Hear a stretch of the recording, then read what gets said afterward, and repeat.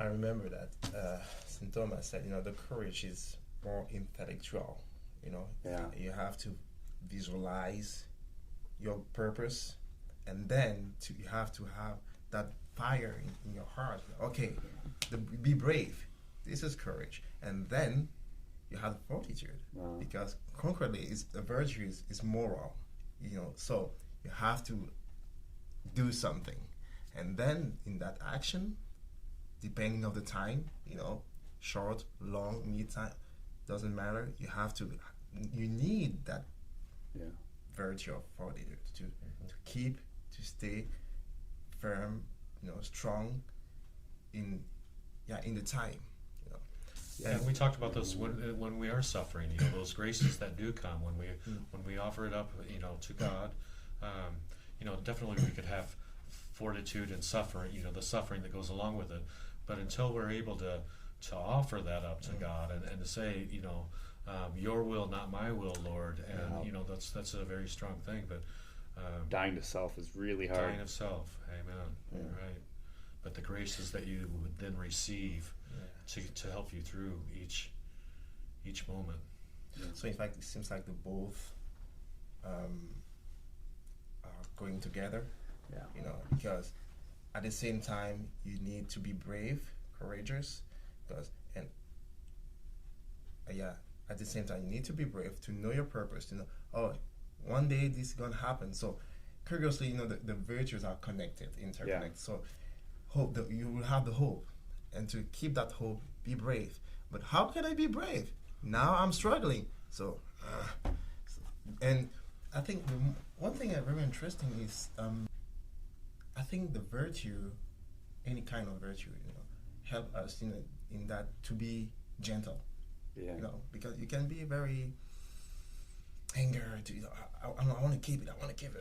But gentleness, that's beautiful. Because when we think of courage and fortitude, we think of the I got my shield and the sword, and I'm here to protect.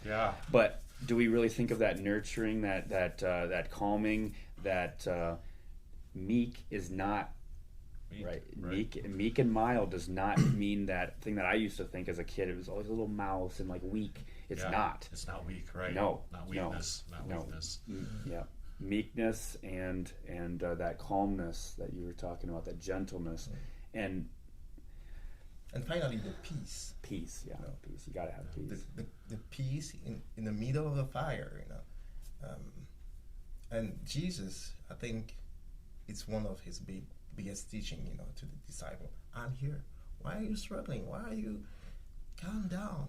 I'm here. So stay connected with the me. Last Supper, and that's be not afraid. My peace I give to you. And that is so true. How many times in the Bible does I don't know, Jesus say, "Be not afraid, be not afraid, be not afraid"? We hear it over and over. Old Testament a lot, be not afraid. Whenever God would come down, be not afraid. Messengers saying, "Be not afraid." Absolutely. So, does that one show that Jesus, God's messengers, they are trying to calm us? They're trying to give us that peace. They're trying to show how important that is. But does it also maybe show how naturally the fear was for those people? True. I mean, the very first instinct was for them to be full of fear. Fear. And I guess that shows our humanness, I guess. But, maybe it shows how natural that is too. Yeah, and it's the truth. It's a truth. The apostles were afraid. They were scared to death. We're going to get killed too. Jesus, be not afraid. And that's the peace that he gives with us when we're not afraid. When we're able to overcome that fear with courage, there is that gentleness, that peace that surrounds us and overcomes us, and that is the beauty of God being right there with us.